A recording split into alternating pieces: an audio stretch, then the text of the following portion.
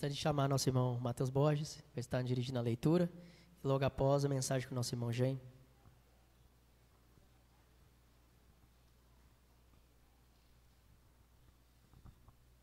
Bom dia, amada igreja. Que a graça, a paz e o amor do nosso Senhor Jesus Cristo esteja com todos vocês. A leitura de hoje se encontra em duas partes. A primeira se encontra em Atos, capítulo 8, a partir do versículo 1.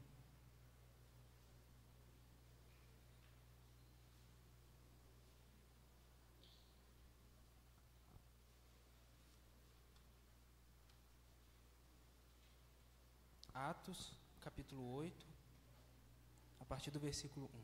Vamos à leitura. No mesmo dia, levantou-se grande perseguição contra a igreja que estava em Jerusalém. Todos, exceto os apóstolos, foram dispersos pelas regiões da Judéia e Samaria. E alguns homens piedosos sepultaram Estevão e lamentaram muito por ele. Saulo, porém, assolava a igreja, entrando pelas casas, arrastava homens e mulheres e os colocava na prisão. A segunda parte da leitura está logo à frente, Atos capítulo 9, versículo 31.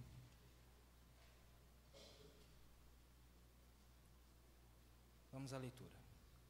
Assim, a igreja desfrutava de paz em toda a Judéia, Galiléia e Samaria, sendo edificada e vivendo no temor do Senhor, e crescia em número pela coragem vinda do Espírito Santo. Palavra do Senhor. Jaime, por favor.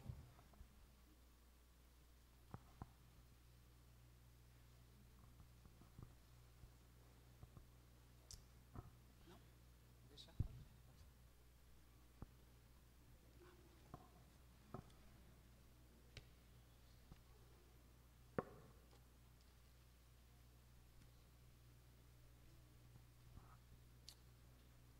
Bom dia para todos vocês.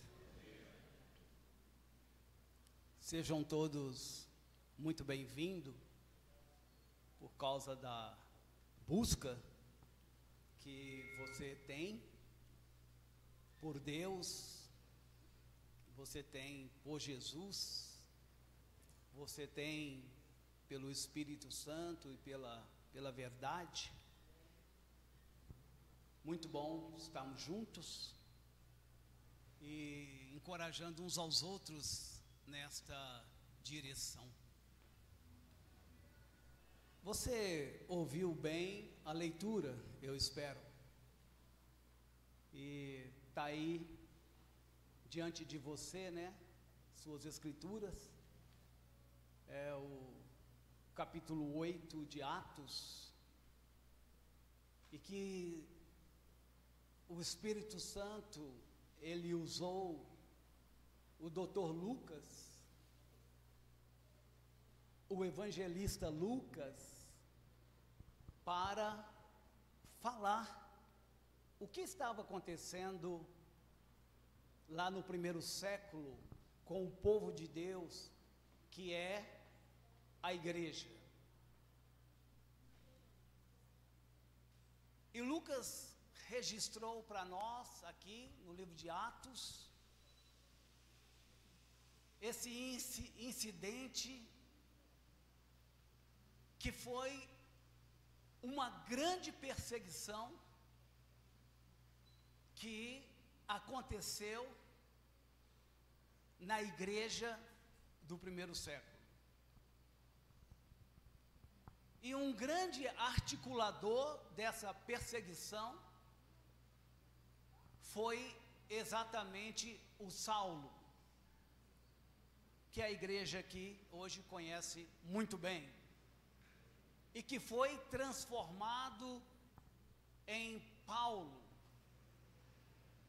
e se tornou um grande apóstolo de Jesus.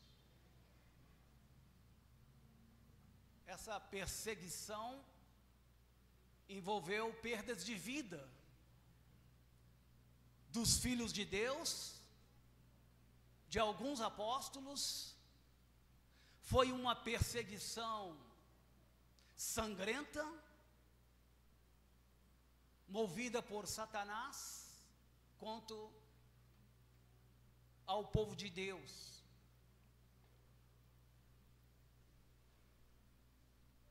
Interessante que a igreja, aqueles irmãos nossos, aquelas pessoas, aquelas mulheres, aqueles homens, eles não refugaram na sua fé. Eles não negaram a sua fé em Jesus. Eles tinham certeza de que o máximo que os romanos, que os judeus podia fazer com eles, era matar o seu corpo, era acabar com a sua vida física. Jesus foi muito claro com seus discípulos. Jesus disse: não teme aqueles que podem matar o corpo, e depois disso eles não podem fazer nada mais. Temei antes aquele que pode matar o corpo, e matar a alma, e matar o espírito, e fazê-los perecer por toda a eternidade no inferno. Então a igreja, ela enfrentou aquela perseguição, aquele desafio com a sua própria vida, porque eles tinham a certeza absoluta que, morrendo na mão daqueles perseguidores, eles iriam ressuscitar, voltar a viver como seu Senhor, como seu Mestre, Jesus. A morte não tinha poder sobre Jesus, não teve poder sobre Jesus, e a morte também não vai ter poder sobre você, se você acreditar que mesmo você morrendo de um jeito ou de outro, um dia Jesus vai te ressuscitar, e você vai voltar a viver, e você vai desfrutar de uma vida incomparável, inimaginável, uma vida eterna, uma vida cheia de prazer, de alegria, na presença do próprio Deus. E essa perseguição está bem registrada nas cartas apostólicas, em Apocalipse, que é uma profecia, levando conforto para a igreja primitiva, e obviamente, estudando Apocalipse, já estudamos aqui, não é igreja, que traz também um conforto para nós, traz para nós uma certeza, uma convicção, uma esperança real, de que nós vamos ressuscitar, que nós vamos receber a vida eterna. Foi assim. Mas quando nós ouvimos a segunda leitura que o Mateus fez para a gente, lá em Atos capítulo 9, versículo 31, é um cenário diferente. E o que diz lá é que essa perseguição, essa tribulação, esse desafio, esse desconforto que a igreja enfrentou, o Senhor deu uma trégua para o povo de Deus. E lá está escrito que a igreja em Jerusalém, na verdade, ela tinha paz na Judeia, na Galileia e em Samaria. Então a igreja, ela experimentou um momento de paz. E você sabe como que essa paz veio, né? Ela veio com uma intervenção do cabeça da igreja. Quem é o cabeça da igreja? Quem é o cabeça da igreja? Jesus. A igreja não é simplesmente você e eu. A igreja não é esse punhadinho de pessoas, ainda que aqui tem um número razoável de pessoas. Eu já frequentei lugares que tinha 20 pessoas, 30 pessoas reunidas. Não importa a quantidade. O ponto é, mexeu com a igreja de Jesus, você comprou uma briga com o próprio Jesus. Saulo era um inimigo implacável contra a igreja. E olha que ele perseguia e matava os cristãos, não era nem por um ódio qualquer. Ele pensava que ele fazendo aquilo, ele estava prestando um grande culto a Deus. Porque os cristãos, eles eram vistos como falsos, como hereges. Então eles tinham que ser exterminados da face da terra. E Paulo achava que Deus estava muito contente com ele, matando os cristãos, o povo de Deus. Ele estava equivocado, enganado. Foi preciso Jesus aparecer para ele, ter uma conversa com ele, e essa conversa está registrada no livro de Atos, que a igreja conhece muito bem. O que é incrível naquele encontro de Jesus com Saulo e a sua comitiva, que estava indo justamente para Damasco, para continuar aprendendo e matando o povo de Deus. E quando Jesus apareceu para ele, e no capítulo 26 de Atos, ele deu um testemunho diante do rei Agripa e do governador Festo. E nesse testemunho dele, ou a defesa dele diante dessas autoridades, ele simplesmente narrou o que aconteceu com ele na estrada de Damasco. E ele então falou para eles: eu estava indo para perseguir, matar cristãos, matar discípulos de Jesus. De repente veio uma luz. E sabe como ele descreveu essa luz? Essa luz, ela era mais forte do que o sol. Essa luz, ela brilhava mais do que o sol ao meio-dia. Que luz é essa? Bem que ele disse: eu sou a luz do mundo. Quem me segue não andará nas trevas, porque eu ilumino a sua vida. E ele basta para nos iluminar nesse mundo pecador e afastado da presença do Senhor. Quando ele entendeu que ele não estava perseguindo simplesmente um bando de cristãos abandonados lá na Judéia, na Palestina, quando ele bateu de frente com o Senhor da igreja, aquele que deu a vida por nós, ele fez uma mudança de 180 graus na sua vida. Poderia falar aqui a manhã inteira, e vocês não aguentam nem 30 minutos de conversa espiritual, então deixe-me apressar, por causa da sua fraqueza. Então,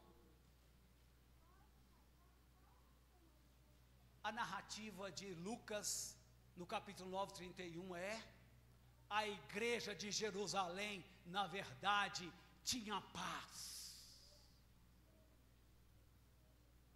Mas quando a igreja tem paz, é um momento da igreja se edificar, se fortalecer, porque as perseguições tendem a voltar e a aparecer. Eu tenho ouvido no meio da irmandade, eu acho que você também, que a igreja aqui no Alimpo de Melo, ela está em paz. Verdade ou não? Você percebe a igreja em paz? Você já ouviu essa conversa que a igreja está em paz? Talvez alguns são incrédulos, tem paz, nada, está uma guerra doida lá, eu não sei. Eu não sei. Claro que o Senhor da igreja sabe que é Jesus. Eu particularmente, né? Eu acho que a igreja está em paz, sim. Né? Estamos aí com os presbíteros, estamos aí com os diáconos, estamos aí com os evangelistas. Que bênção foi para a igreja. Jesus está guiando a igreja, o Espírito Santo está guiando a igreja. A palavra dele, Novo Testamento está guiando a igreja. Então a igreja está em paz, como a igreja lá em Jerusalém estava em paz. Mas Lucas disse que a igreja está em paz, edificando-se. Foi dito da igreja de Jerusalém que ela estava edificando-se. Ela estava se fortalecendo na doutrina dos apóstolos. E de fato é assim, meus irmãos.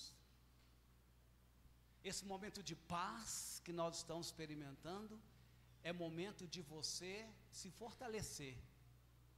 Deus está te poupando dessa tribulação, então seja mais zeloso, seja mais zelosa, busca mais, esteja mais presente, esteja aprofundando na palavra, esteja buscando, vai, porque eu não sei se a igreja vai ter esse momento de paz por muito tempo.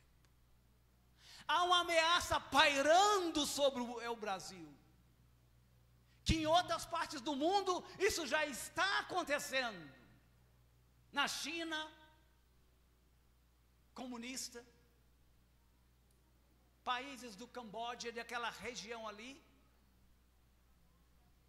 cristãos já estão sendo perseguidos. Eles não têm a liberdade que você tem de culto. É um privilégio e você perde tanto culto. É porque você não está debaixo de uma perseguição. Porque pode chegar dias que você vai desejar um culto desse e você não vai ter. Você vai estar só. Bíblias são queimadas. Aquelas pessoas que buscam a Deus como você está buscando nessa manhã. Deve ter sido uma luta para você chegar aqui nessa manhã. Mas eles têm luta maior. E eles queriam tanto estar reunidos, mas não podem. E também Lucas falou da igreja lá em Jerusalém. Que a igreja de Jerusalém, naquele tempo de paz, ela edificava, se fortalecia. E a igreja caminhava no temor do Senhor. Que maravilha, né? Que é isso, caminhar no temor do Senhor? Eu estou cansado de ouvir pessoas falar, nosso Senhor Jesus, e não faz nada que Jesus manda, e vem com esse papo furado, de que Jesus é o nosso Senhor. Amigo, acorda. Jesus não é Senhor da sua vida nada, não. Senhor da sua vida é você mesmo. Você não sabe nem o que significa Senhor. Só para refrescar sua memória, Senhor tem a ver com a época em que existia a escravatura, que tinha aqueles escravos, e tinha aqueles senhores feudais, e aquele senhor era dono deles, e os escravos eram vendidos como a mesa, como um microfone. Eles eram vendidos porque eles não eram vistos como pessoas, mas sim como coisas, que pode ser vendida, pode ser dado. Escravo era dado de presente quando uma pessoa casava. Pensou se receber um escravo de presente? E o escravo faz tudo para você. Cadê meu chinelo? Vou para o banho. Cadê a minha? Alguns acham que escravo é a esposa dele, mas não é bem por aí. E a coisa é... Mas você tem pé em mão, vai lá e pega a sua toalha, poupa a sua esposa, já trabalhou muito. Essa é outra conversa para outro dia. Mas a ideia é que escravo é isso. A igreja de Jerusalém, ela andava no temor do Senhor. Temor não é exatamente medo. É um problema quando os filhos têm medo do pai. Porque as mães pintam o pai como um monstro. E quando o pai chega do trabalho cansado, trazendo a comida para a família, seu pai chegou, o moleque vai para debaixo da cama. Meu pai chegou. É triste quando filhos e filhas têm medo do pai. Ao invés de pular no colo dele, abraçar e beijar. É triste. É triste acreditar que muitos de nós, nem eu sei do meu próprio coração, se eu tenho medo de Deus, ou se eu tenho amor pelo meu pai, que me criou, que me salvou lá na cruz. É necessário um exame, muito bem feito, para ver como é que você vê Deus, que de repente a sua visão de Deus, a sua visão do seu Pai do céu, é um carrasco, é um covarde, que deixa você passar essas coisas que você passa. Ele podia aliviar, ele não alivia. Então sua visão dele é distorcida, é doentia.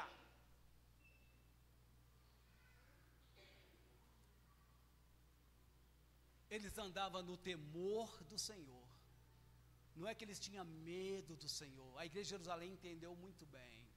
Eles tinham respeito por quem Deus é.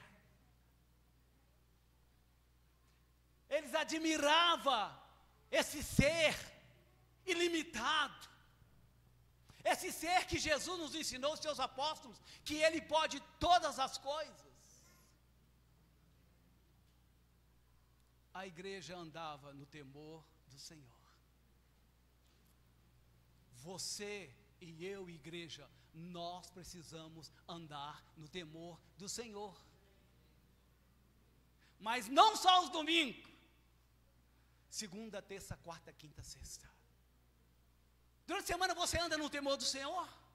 Andar no temor do Senhor é você fazer durante a semana o que Deus queria que você fizesse. Não é você pegar a sua Bíblia e falar, opa, agora eu vou guardar minha Bíblia na gaveta, segunda-feira, e agora deixa comigo. Segunda-feira é comigo. Meu trabalho eu vou tocar ele assim. A minha faculdade eu vou tocar ela assim. Minha vizinhança, é um povo muito chato. E você não anda no temor do Senhor. Você anda como você quer. Às vezes você nem percebe que algumas coisas na sua vida não estão de acordo com o Senhor. Ouça o que o Senhor disse para nós. Por que vós me chamais, Senhor, Senhor, e não fazer o que eu vos mando? Jesus já tinha uma bronca com aquela hipocrisia de pessoas que chegavam, Jesus é nosso Senhor.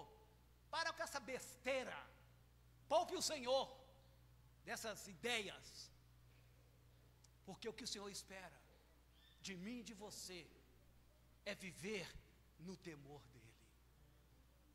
Mas também Lucas disse, nosso tempo está acabando, você não aguenta ouvir mesmo, mas vamos lá. Lucas ainda disse que além dela andar no temor do Senhor, a igreja de Jerusalém andava no conforto do Espírito Santo. Está escrito na sua Bíblia aí, consulte-a. Eles andavam no conforto do Espírito Santo. Meu irmão, minha irmã, durante a semana você percebe o conforto do Espírito Santo? Ou você está em desespero? Sabe por quê? O Espírito Santo, ele é o consolador. Jesus, quando deixou seus discípulos, eles ficaram mal, mas mal mesmo. Só você ler João 14 até o capítulo 16 e você vai ver a despedida do mestre dos seus 12 discípulos. E você vai ver que eles estavam mal, entrando em depressão. Jesus disse: não se turbe o vosso coração, não se preocupe. Credes em Deus, credes também em mim. Na casa de meu pai tem muitas moradas. Se assim não fosse, eu jogaria limpo com vocês. Porque onde eu estiver, eu quero que vocês também estejam. E os discípulos acreditaram nisso. E eles deram a vida por isso. E eles andaram com aquele Senhor. E a vida deles era uma beleza. Ainda que tinha muito sofrimento e perseguição. E alguns perderiam a vida. Perderam a vida.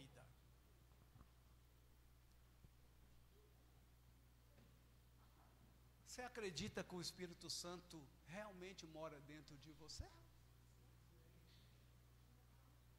Você acredita que a função do Espírito Santo na sua vida, na vida da igreja, é nos consolar?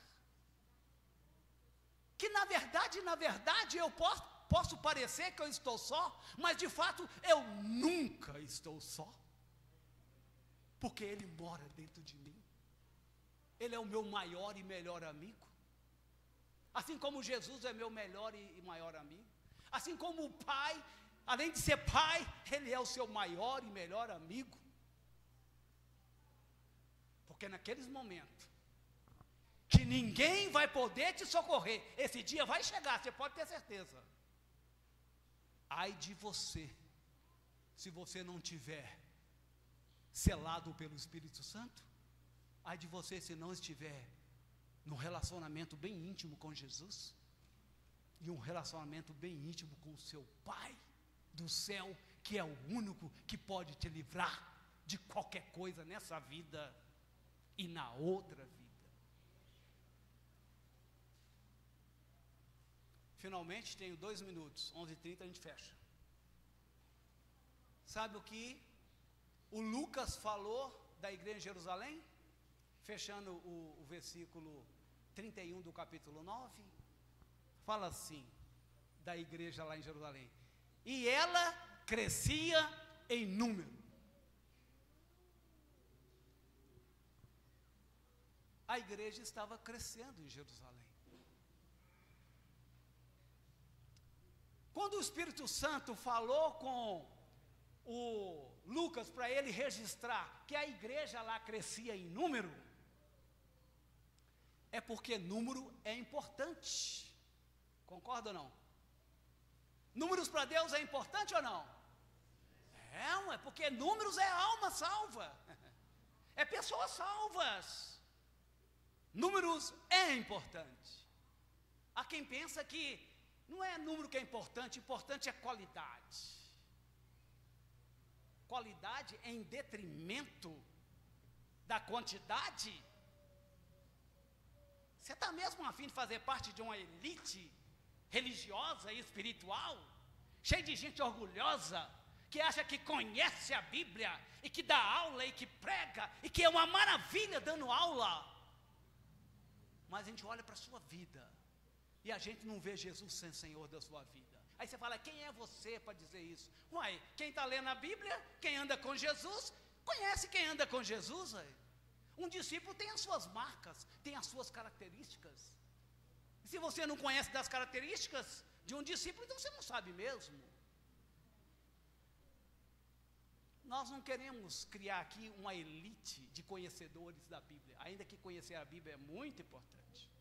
Na verdade, precisamos ter as duas coisas. Precisamos ter a quantidade, mais pessoas conhecendo Jesus, sendo salvas, e também ter uma qualidade. Qualidade é de vida espiritual. Qualidade de vida espiritual. O que é qualidade de vida espiritual? É quando a irmã é irmã mesmo, quando o irmão é irmão mesmo, quando os discípulos estão focados em obedecer o Senhor. É isso que Ele quer da igreja dele, é isso que Ele quer de nós. Quem dera se a nossa vida refletisse tudo isso. Quem dera se minha vida refletisse para você, igreja. que aí você tem uma ideia do que Jesus está querendo. Ah, então você é o padrão, você é o modelo, Jaime. Ah, irmão, dá licença, não estou aqui brincando de igreja, não. Nós estamos aqui falando do padrão, por excelência, que é Jesus.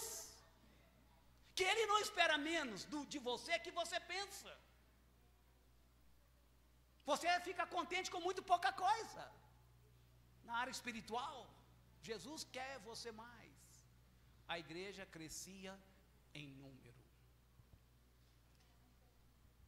São 11h31. Você aguenta só uns minutinhos aí? Vamos ter um cântico hoje com o Mateus. O Mateus já prometeu um cântico para nós.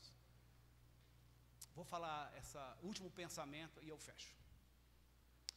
O nosso irmão, que começou esse trabalho aqui, no bairro Alípio de Melo, e começou a trazer o evangelho, e foi convertendo pessoas aqui, quando eu cheguei aqui com 14 para 15 anos, devia ter umas 10, 15 pessoas. O prédio era bem pequenininho, eu achei estranho, esse polvinho minguado que estava aqui, porque eu vim da Igreja Batista e era um negócio suntuoso, cheio de tapete, de cortina. A Igreja Batista era assim para mim, eu fui criado nela. Cheguei aqui, eu vi um negócio michuruco, um negócio esquisito. Esse povinho aqui, fazendo o que aqui? Um amigo meu me convidou, eu vim conhecer, né? E aí eu vim uma vez, vim duas, vim três, vim quatro. Sabe o que eu percebi? Que aquele gato pingado que estava aqui, eles tinham coisas que eu não tinha. Ele sabia de coisas que eu não sabia. E eu cheguei aqui cheio de dúvida, e eu comecei a questionar eles. E tudo que eu perguntava, eles abriam a Bíblia, colocava o dedão lá, leia aqui. E eu lia.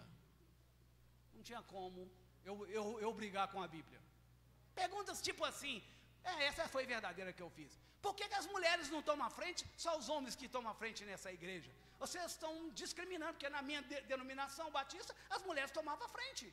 Eu achei que estava errado, e eu lutei por vocês, mulheres. Você acredita nisso?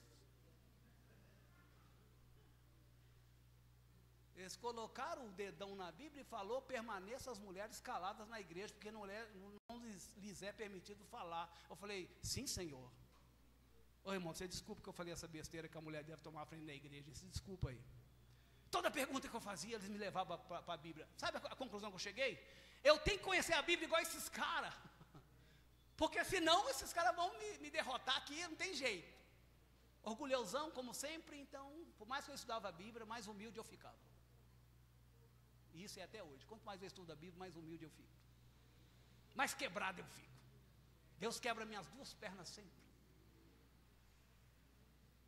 Mas falando dos números ainda, né? Fechando com essa ideia dos números. O homem que começou esse trabalho foi o Charles Huffman. Foi um missionário que teve o trabalho de vir da América do Norte e passar 30 anos nesse país. Deixou aquele conforto, aquele oásis que o Trump gosta de falar, né? A América tem que dominar o mundo de novo. Trump está precisando entrar para o reino de Deus, para que ele veja o que é reino mesmo.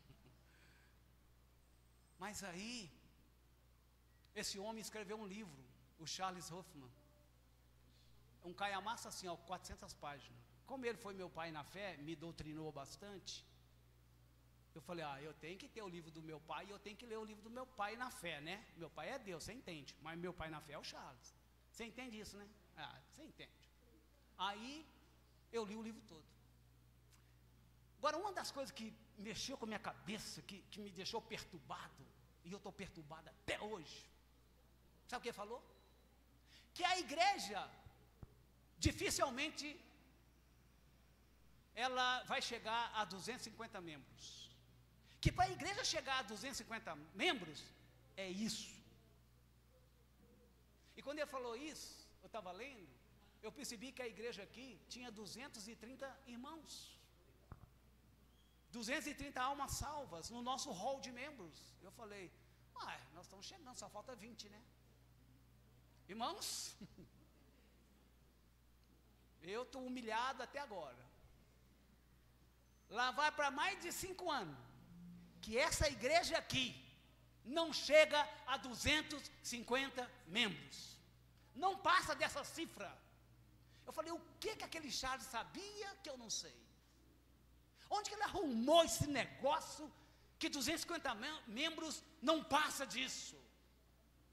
Irmãos, eu não sei explicar, isso nem está na Bíblia. Mas eu estou tendo que conviver com essa angústia, que essa igreja aqui tem anos. De 230 ela caiu para 220 e pouco. Hoje no hall antigo é 206 membros que nós temos lá. Nós estamos distanciando 250 ao invés de ultrapassá-lo. Sabe o que eu estou tentando falar? Já passei 6 minutos. Hoje eu vou passar a linha dos presbíteros segunda-feira. Irmãos, o que eu estou tentando falar simplesmente é: a igreja em Jerusalém, ela crescia em números porque ela tinha paz. E eu quero nos desafiar, igreja, a salvar mais pessoas enquanto há tempo. E que você ore bastante e você trabalha bastante. E esse desafio de passar 250 não é só meu. Você também não vai passar a dormir por causa dele. Agora eu reparto com você, igreja, e eu te entrego isso no seu coração. Vamos nós trabalhar para ultrapassar a marca de 250. Por quê? Para orgulho dos presbíteros, dos diáconos, evangelistas? Para seu orgulho? A minha igreja tem 300 membros. É para isso? Não, irmãos. Porque a igreja de Jerusalém crescia. E o Pai quer que essa igreja aqui cresça. Ele quer mais filhos, Ele quer mais filhas. E quem gera filhos? Eles falaram para mim que quem gera ovelhas não é pastor. Quem gera ovelha é ovelhinha. Ela que dá a luz à ovelha. Essa coisa não está na Bíblia, não. Eu penso que pastor também tem que converter gente. Eu vou ficar falando aqui, vocês não estão nem aguentando mais. Vamos ficar em pé, vamos cantar um cântico, Mateus? Não, já viu, né, Mateus?